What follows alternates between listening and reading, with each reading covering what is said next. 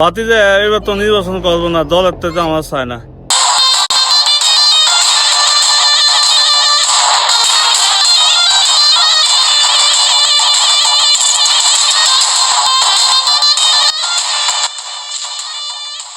আরে কাকা, দল আপনারে চায় না, জনগণ আপনারে চায়। এবারকার কাউন্সিলর নির্বাচন আপনিই করবেন কাকা। XYZ দেখে লাভ নাই। আমার আব্বাই নির্বাচন করছে, এন আমার বাপের ভাই আপনি নির্বাচন করবেন।